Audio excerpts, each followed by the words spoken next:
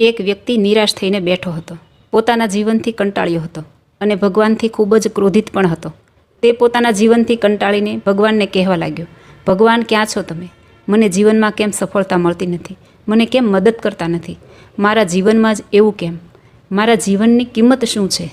આમ હૃદયથી આર્તનાદથી પ્રાર્થના કરી કે તે જ સમયે ત્યાં એકદમ ભગવાન પ્રગટ થયા અને કહ્યું, હે મનુષ્ય, તું નિરાશ ના થા.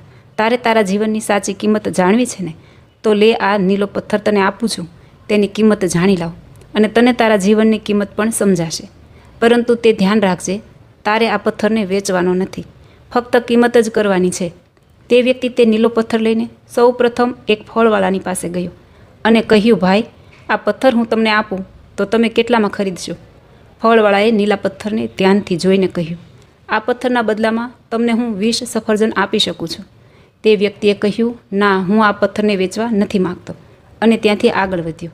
ત્યાંથી તે એક શાકભાજીવાળાને ત્યાં ગયો અને કહ્યું, આ પથ્થર કેટલામાં ખરીદશો?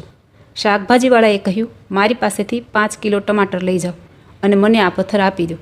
પરંતુ ભગવાનના કહ્યા પ્રમાણે તે વ્યક્તિએ એ પથ્થરને વેચ્યો નહીં અને આગળ વધ્યો. તેના પછી વાસણવાળાની દુકાને ગયો. ત્યાં પણ એક સરસ તાંબાનું બેડું આપવા કહ્યું. તેના પછી તે વ્યક્તિ સોનીની પાસે ગયો અને તે જ વાત કહી.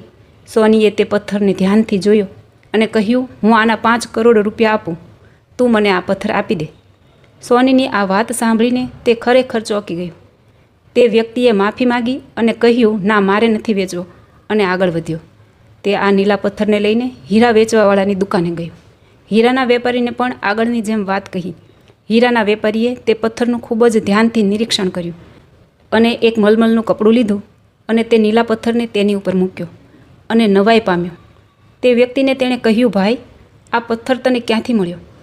આ તો દુનિયાનો સૌથી અનમોલ રત્ન છે. આખી દુનિયાની મિલકત લગાવીએ તો પણ આ પથ્થરને નહીં ખરીદી શકાય.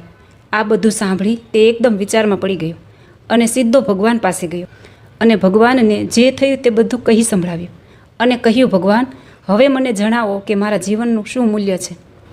ભગવાને કહ્યું, ફળવાળાએ, શાકભાજીવાળાએ, વાસણવાળાએ, સોનીએ અને હીરાના વેપારીએ તને જીવનની કિંમત બતાવી દીધી છે. હે માનવ, તું કોઈ માટે પથ્થરના એક ટુકડા સમાન છું, તો કોઈક માટે બહુમૂલ્ય રત્ન.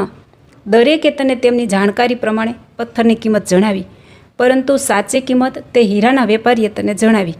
બસ આ જ રીતે અમુક લોકોને તારી કિંમતની નથી ખબર. તે માટે જ જીવનમાં કોઈ દિવસ નિરાશ થવું નહીં.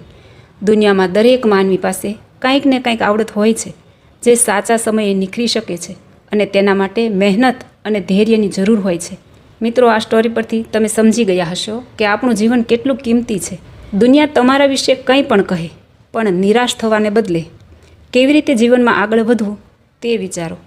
એક વાતનું હંમેશા ધ્યાન રાખજો, તમારું જીવન ખૂબ જ કિંમતી છે અને આ કિંમતી જીવનની કિંમત સમજવી ખૂબ જ જરૂરી છે. જય સ્વામિનારાયણ.